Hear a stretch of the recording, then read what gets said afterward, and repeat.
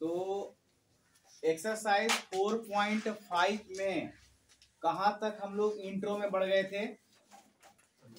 जहां तक हमको याद है हम लोग पढ़े थे सखंडज ना, एडजॉइंट पढ़े थे।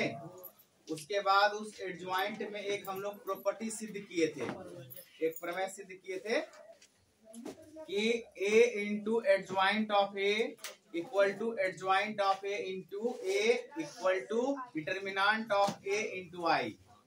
पढ़े थे ना? ये हमने प्रमेय शायद सिद्ध कर लिया था। ठीक है, चलिए अब प्रमेय हम लोग लिखते हैं 2। ये प्रमेय 2 सिर्फ आपका एक तरह से कथन है, सिर्फ क्या है? कथन के तरह। चलो, तो प्रमेय का कथन क्या है? सुनो पहले ध्यान से, तब लिखवा देंगे, नहीं तो किताब में लिख लीजिएगा, बहुत आसान है। प्रमेय 2 क्या है कि अगर ए और बी समान कोटि के व्युत्क्रमणीय अवयव हैं तो ए बी तथा बी ए भी उसी कोटि के व्युत्क्रमणीय अवयव होंगे। कुछ बात समझे? नहीं समझे हम, है ना? जैसे मान लो कि ए कोई मेरे पास अवयव है, ठीक है? ये मान लो 2/2 का, कितने का है? 2/2। ये एक व्युत्क्रमणीय अवयव है, क्या है? यानी इसका इनवर्स फाइंड हो सकता है। तो कहता है कि बी भी एक अवयव है जो इतने ही कोटि का है, 2x2 का है, तो ये भी क्या है? व्युत्क्रमणीय अवयव है। क्या है? व्युत्क्रमणीय अवयव है।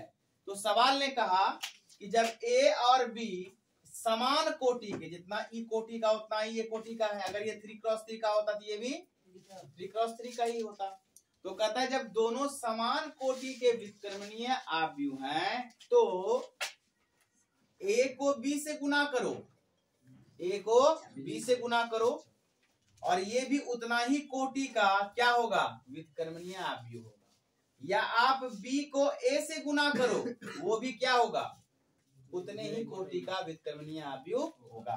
मतलब जितना कोटि का ये है उतने कोटि का आपका ये भी रहने वाला है, 2x2 का, 2x2 का। ये अगर व्युत्क्रमणीय है तो ये भी है, और ये दोनों है तो ऑटोमेटिक ये दोनों भी होगा। यही प्रॉपर्टी है। आया बात समझ में? प्रॉपर्टी का कथन है कि भैया ए और बी दो समान कोटि के अगर व्युत्क्रमणीय अवयव हैं, मतलब उसका इनवर्स फाइंड हो सकता है, तो ए को बी से गुना कर दें या बी को ए से गुना कर दें, दोनों उतना ही कोटि का क्या होगा? व्युत्क्रमणीय अवयव होगा। यानी ए को बी से गुना करके इसका व्युत्क्रम निकालेंगे और बी को ए से गुना करके इसका व्युत्क्रम निकालेंगे, दोनों उतने ही कोटि का क्या होगा? व्युत्क्रमणीय अवयव होगा। ये प्रमेय कहता है आपका। बात समझ में आया? इसको कैसे लिखेंगे कि यदि ए तथा बी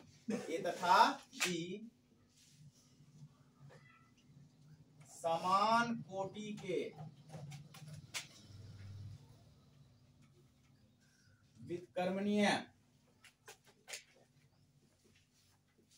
अवयव है तो ए बी और बी ए भी उसी कोटि के व्युत्क्रमणीय अवयव होंगे। एकदम सेम बात हुआ। क्लियर? ये आपको याद रखना है, इसको प्रूव नहीं करना है, इसको क्या करना है? याद रखना है। ठीक है ना? कि भाई अगर ए और बी समान कोटि के इन्वर्टिबल मैट्रिक्स हैं तो ए बी और बी ए बी समान कोटि के इन्वर्टिबल मैट्रिक्स होंगे। कोई तकलीफ? चलो इसको नोट करो।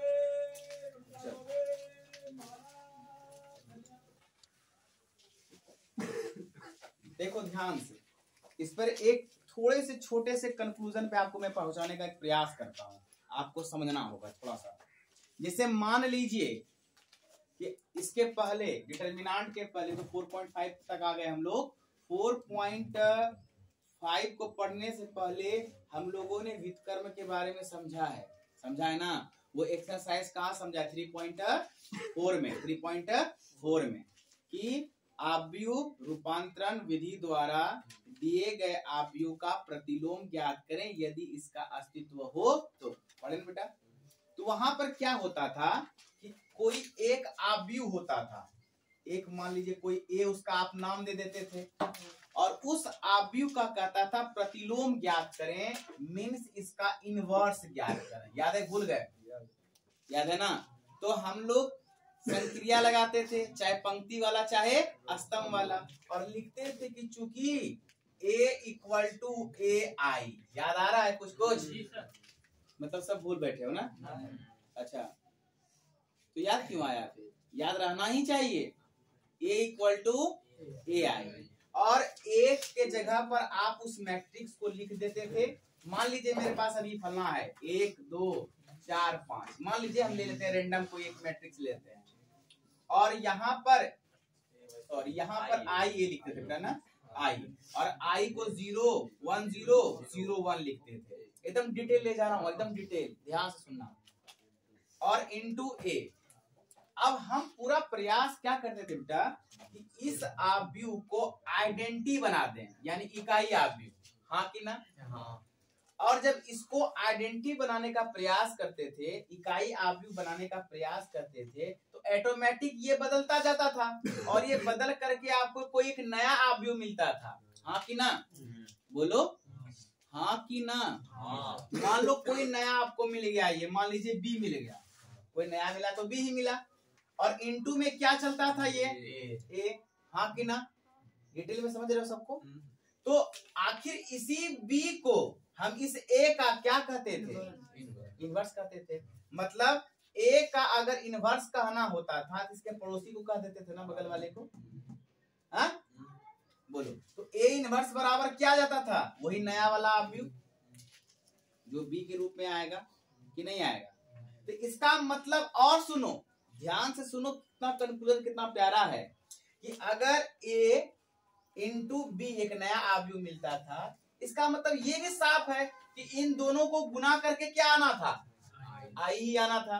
सुन रहे हो क्या बोल रहा हूं मैं? अगर ये बी कोई आव्यूह मिलता था नया बदल बदल करके, तो बी को ही ए का क्या कहते थे? इनवर्स कहते थे। तो मीन्स ये हो जाता था, ये ए जो आव्यूह होगा और बी जो आपको नया मिला होगा, इन दोनों का मल्टीप्लाई करेंगे तो क्या बेसिकली मिलेगा? आई मिलेगा। ये ना, तो इसका तात्पर्य ये हुआ कि अगर हम ए को उसके इनवर्स में मल्टीप्लाई करें, देन रिजल्ट क्या आएगा बेटा? आई आएगा। सुनो, अगर ए को उसके इनवर्स वैल्यू में मल्टीप्लाई करें, देन रिजल्ट क्या आएगा? आई ही आएगा। ही ना? समझ रहे हैं आप? कहना तो यही चाह रहे हैं कि सर ये बी मेरा इनवर्स वैल्यू है और ए मेरा तो ये पहले से है जो गिवन है, अगर इसको बी को ए से मल्टीप्लाई कर दें या ए को बी से कर दें तो देन क्या आएगा? तो बी बेसिकली क्या है? इनवर्स वैल्यू है। क्या है? इनवर्स वैल्यू है। और ए आपके पास मैट्रिक्स है, तो उस किसी मैट्रिक्स को उसके इनवर्स में मल्टीप्लाई कर दोगे तो रिजल्ट क्या मिलेगा बाबू? आई ही मिलेगा। ये कंक्लूजन पर मैं पहुंचा, ये सोचते सोचते। तो मैं क्या लिख सकता हूं यहाँ पर? देखो, निष्कर्ष लिखूंगा कि चूंकि ए इंटू ए इनवर्स बराबर क्या मिलेगा बेटा? आई मिलेगा। या आप ए इनवर्स को किससे गुना कर दो? ए से, तो भी क्या मिलेगा? आई ही मिलेगा। हम इस निष्कर्ष पर जाके पहुंचे हैं कि किसी आव्यूह को उसके प्रतिलोम में अगर गुना कर दिया जाए तो किसमें कन्वर्ट हो जाता है? इकाई आव्यूह में कन्वर्ट हो जाता है। इससे इस कंक्लूजन पर पहुंचे। तो अगर सर इसका प्रयोग, वही सवाल बनाएंगे तब ना प्रयोग समझेंगे, कहाँ होगा नहीं होगा। अभी तो मैं प्रॉपर्टी सीख रहा हूँ। क्या सीख रहा हूँ? प्रॉपर्टी सीख रहा हूँ। क्या डिटेल समझ में आया? अगर ये डिटेल तुमको समझ में नहीं आएगा तो मैं लास्ट में फॉर्मूला लिखा दूंगा, कर दूंगा ये सूत्र होता है, जो मैं चाहता बिल्कुल भी नहीं। ठीक है, चलिए इसको नोट करिए बेटा। प्रमेय नंबर 3, इसको भी देखो, इसको सिर्फ याद रखना है। इसको शॉर्ट में लिखा दो, पूरा भाषा में, पूरा भाषा में आप लोग खुद लिख लेना, शॉर्ट में लिखा देता हूँ, ठीक है। देखो मैं क्या लिखाता हूँ, ए इंटू बी का डिटर्मिनांट बराबर ए का डिटर्मिनांट इंटू बी का डिटर्मिनांट, लिख लीजिए, फॉर्मूला हो गया। फॉर्मूला तरह यूज करिएगा, मैं इसको भाषा में बताऊंगा कैसे क्या हुआ, या आप बुक में देख रहे होंगे तो बुक में लिखा होगा अच्छे से। इसको नोट करने में क्या सेकंड लगेगा, हो गया। अब इसको समझाता हूँ ये क्या कहना चाहा। ये प्रॉपर्टी का इसके जस्ट बाद में अभी यूज भी करूंगा इसका, जस्ट तुरंत अभी, पर मैं फोर्स सिद्ध करूंगा ना तो तुरंत इसका यूज कर लूंगा। सुनो ये क्या कहा, भाषा के रूप में समझो। दो अलग अलग आव्यूह है बेटा, दो अलग अलग आव्यूह है, दो अलग अलग आव्यूह का अगर आप गुना करो, ध्यान दो इधर प्रियांशु, दो अलग अलग आव्यूह का अगर आप गुना करो और उसका डिटर्मिनांट निकालो तो वो बराबर होता है ए के डिटर्मिनांट गुना बी के डिटर्मिनांट के। इसको हिंदी में क्या कहोगे कि दो आव्यूह ए तथा बी का गुणनफल, ए तथा बी का गुणनफल का सारणिक मान बराबर होता है क्रमशः उनके सारणिक मान के गुणनफल के। यही हुआ, हिंदी में अगर कहा जाए तो यही हुआ इसका, ये चीज आपको याद रखना है, कोई दिक्कत। अब देखो इसके पहले जो हम पढ़े थे आव्यूह में कि ए गुना बी बराबर नहीं होता है बी गुना ए, पढ़े थे ना। जरूरी नहीं है आप अगर 100 दफा करोगे तो हो सकता है 1-2 दफा हो जाए बराबर, लेकिन हमेशा ये बराबर नहीं होता है। तो भैया अगर एक भी जगह गलती हो जाए, एक भी जगह प्रूफ अगर लाख बार ट्राई किए और एक बार ट्राई करने में अगर वो सिद्ध नहीं हुआ तो हम सब के लिए क्या मानते हैं उसको, असत्य। क्या मानते हैं, असत्य। तो यहाँ बी ए गुना बी ए बराबर नहीं होता। लेकिन यहाँ देखो क्या लिखा है कि determinant of A into B और determinant of A into determinant of B आपस में क्या होता है, समान होता है। इसलिए याद रखिएगा प्रॉपर्टी, ठीक है। नोट कर ही लिए हैं। चलिए अगला प्रॉपर्टी पे आते हैं, प्रमेय नंबर 4।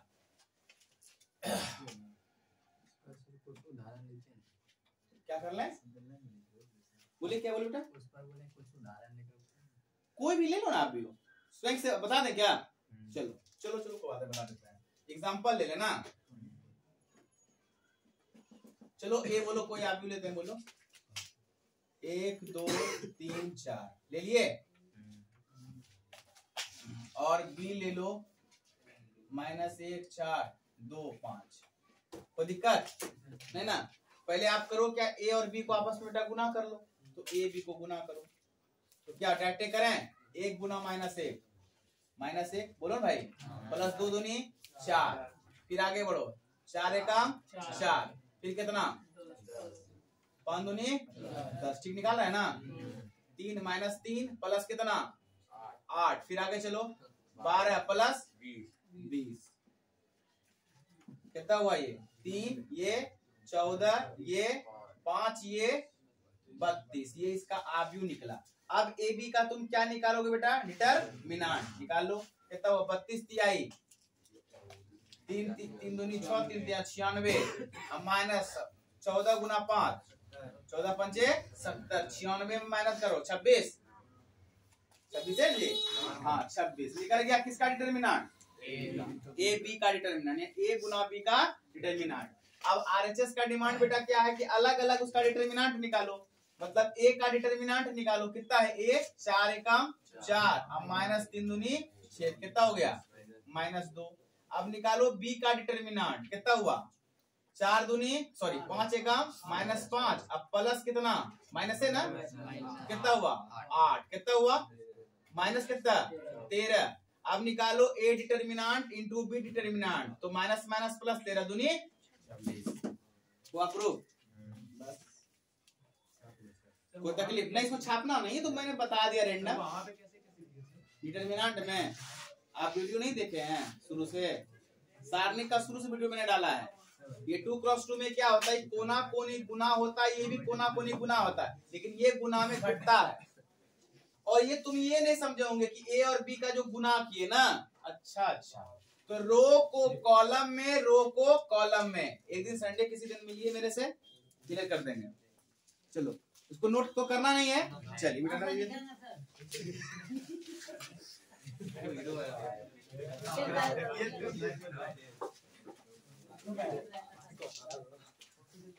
अपने करो, छोड़ो उसको अपने जगह पर।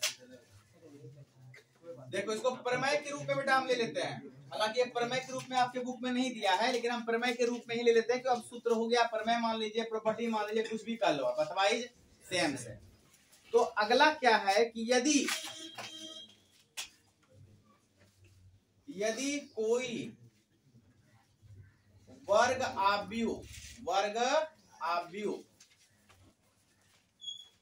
ए है तो, यदि कोई वर्ग आव्यूह ए है तो एडज्वाइंट ऑफ ए का डिटरमिनेंट बराबर होता है determinant of A to the power n-1 का। सुने समझे ध्यान से। ये देखिए बेटा आपका एग्जाम में फॉर्मूला के रूप में काम आता है, बात समझ रहे हो, ध्यान से यहाँ नजर रखो तब समझोगे। ये फॉर्मूला के रूप में यूज होता है, आपको कह देगा कि मैंने आपको एक मैट्रिक्स दे दिया है और उसका एडज्वाइंट का वैल्यू क्या होगा, यानी एडज्वाइंट के डिटरमिनेंट का वैल्यू क्या होगा, आपसे ये पूछेगा। वो सिर्फ ऑप्शन 4 को क्रिएट कर देगा। देखो मैं ऑप्शन कैसे बनाता हूँ देख लो। जैसे मान लो कि मैंने आपको एक आव्यूह दिया, क्या दिया, 3 n बराबर 3 का ए आव्यूह दिया, ये क्या दिया, आव्यूह दिया। मैंने आपसे पूछा, यहां देख रहे, तो मैंने आपसे पूछा कि एडज्वाइंट ऑफ ए का डिटरमिनेंट निम्नलिखित में से कौन से होंगे, निम्नलिखित में से कौन से होंगे। हमने ऑप्शन क्रिएट किया, A determinant of A to the power 4, B determinant of A to the power -4, determinant of A to the power 2, determinant of A to the power 3। मैंने यह 4 ऑप्शन मारा, क्या मारा, 4 ऑप्शन। तो 4 ऑप्शन में आपको सही मारना है, सही चुनना है।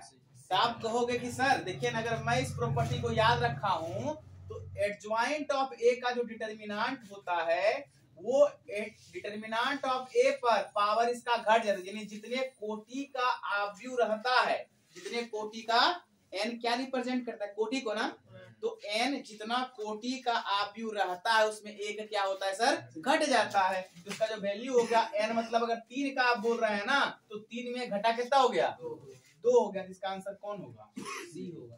ऐसे ऑप्शन में रहता है एग्जाम में, ऑब्जेक्टिव में सवाल ऐसे मिलेगा बेटा आपको, वहां लिख देगा। अगर मान लो कह देगा कि ये ए आव्यूह जो है 2 कोटि का है, कितने कोटि का है, 2 कोटि का है, यहाँ लिख देगा n 2 कोटि वाला आव्यूह, n 2 कोटि वाला आव्यूह, तो इसका आंसर क्या होगा, तब कहोगे सर डिटरमिनेंट ऑफ ए सिर्फ होगा, क्योंकि एक किसी पर पावर लिखते नहीं है। मेरी बातें सारी समझ में आ रही है भाई, मैं क्या क्या बोल रहा हूँ, बता भी दिया कि कैसे सवाल पूछा जाएगा। बेसिकली मैं इसको भी प्रूव भी करूंगा कि इतना बराबर इतना क्यों होता है, इसको प्रूव भी करूंगा। सवाल कैसे आएगा वो भी आपको मैंने दिखा दिया। आगे चले प्रूफ पर इसके। अब ध्यान दो, प्रूव करने के लिए, इसको प्रूव करने के लिए एक प्यारा सा प्रमेय हम लोग फर्स्ट में पढ़े हैं, पहला, उसी पे सब कुछ प्रूफ होगा। इसका टोटल जितना भी इसमें प्रूव करेंगे ना सब उसी पर होगा। क्या पढ़े, याद है पहला प्रमेय, बोल बेटा,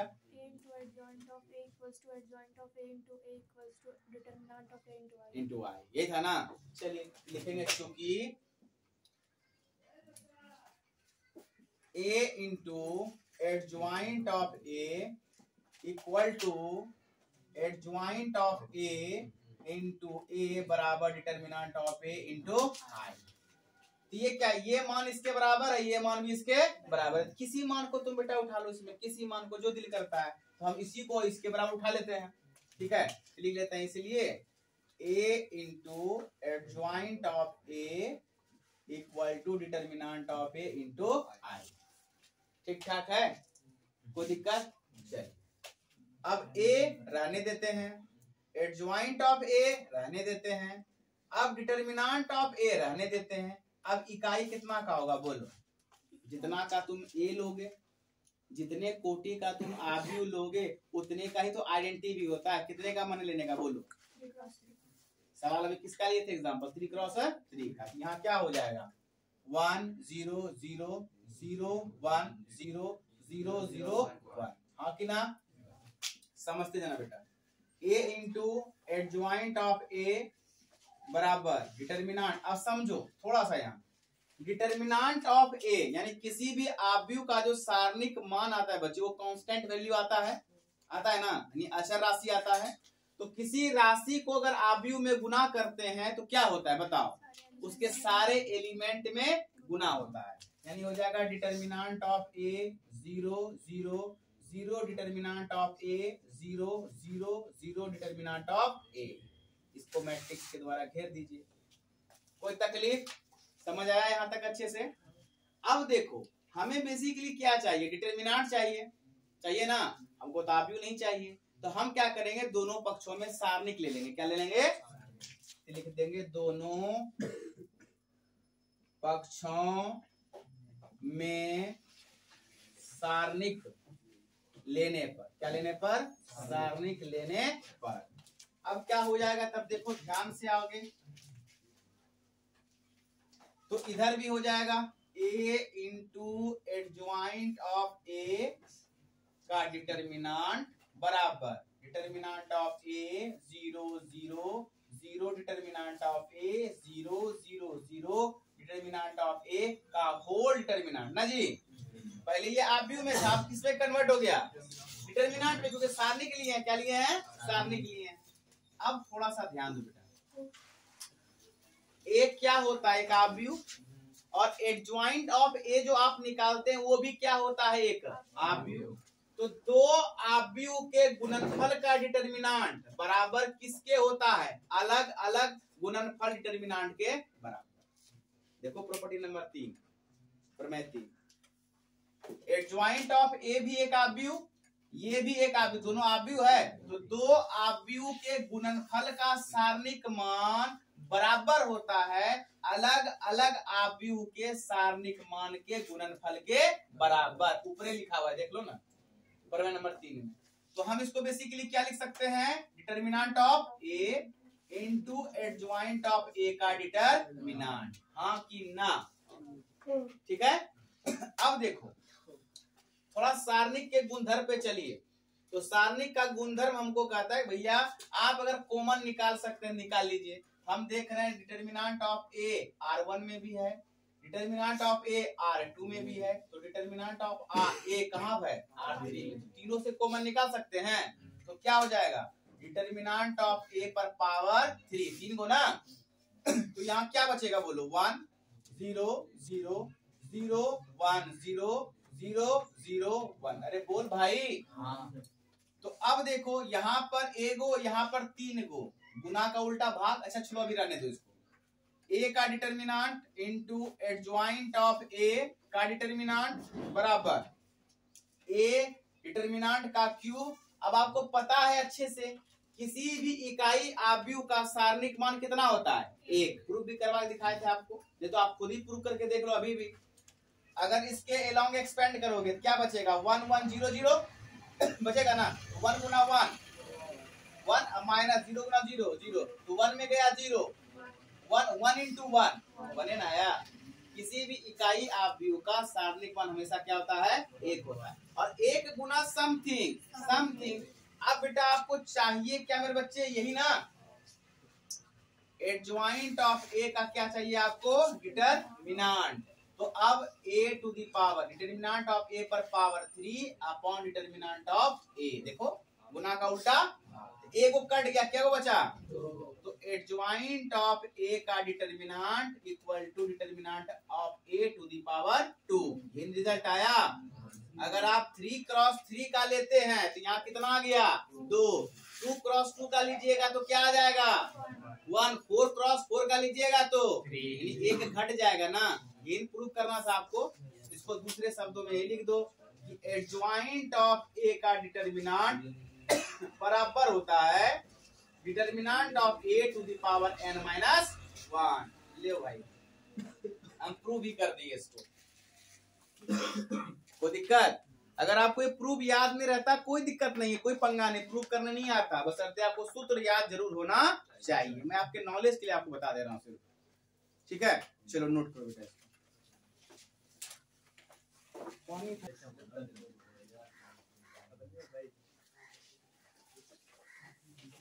एक के बाद जीवन में कितना बार समझाया है। देखो अब दो टॉपिक है इस पे, ठीक है। एक है कि कोई आव्यूह व्युत्क्रमणीय और अव्युत्क्रमणीय, यानी इन्वर्टिबल और नॉन इन्वर्टिबल, या क्या होता है अंग्रेजी इसका पता नहीं, देख लीजिएगा क्या होता है। हाँ, सिंगुलर अलग चीज है, सिंगुलर भी होता है उसका इंग्लिश, ठीक है। तो अब इसका मतलब समझने से पहले आपको कनेक्ट करता हूं जो हम पीछे पढ़ चुके हैं उस पर, ठीक है। जैसे कि एक्सरसाइज 3.4 में निकाल लीजिए फटाक से, जो बोल रहे निकाल लीजिए, तब आपको समझ में आएगा जब मैं बोल रहा हूँ। एक्सरसाइज 3.4 तुम तेजी में निकालिए ना, ओ पेजो नंबर याद रखे हैं, निकाल लिए। चलिए उसमें देखे ना, उसमें जो बेटा इधर है ना। अब सुनिएगा मैं कहना क्या चाह रहा हूं।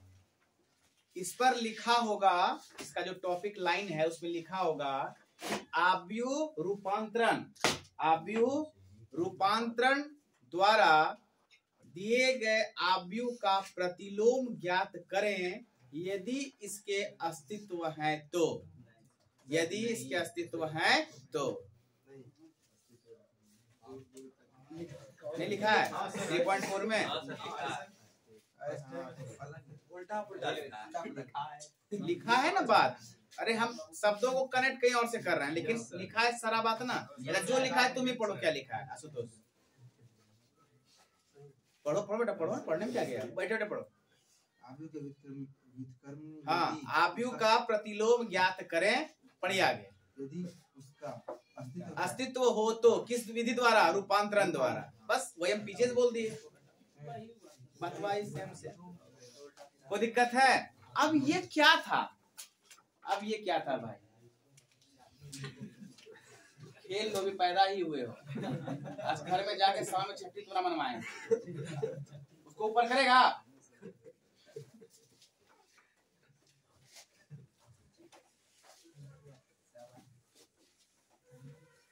एक दिन के लात में सारा नशेड़ीपन खत्म कर देंगे क्लास का टोटल, एकदम एक दिन मारेंगे ना शिद्दत से, सब एकदम याद हरिया देंगे।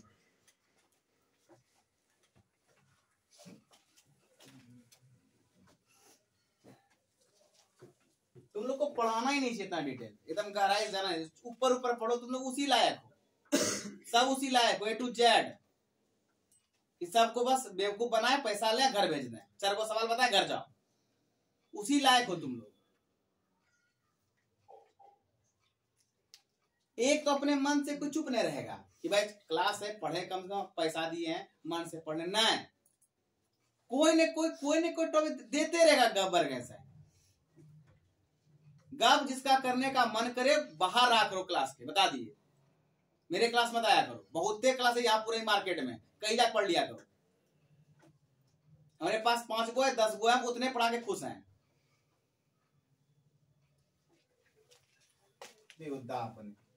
मैंने बड़े क्लास के बच्चे हो, एक ही बात रोज बोलना पड़ता है, शांत रहो बेटा, शांत रहो, शांत रहो। आए वर्ग से ये तो हम बच्चा क्लास में नहीं बोलना पड़ता है एक बार।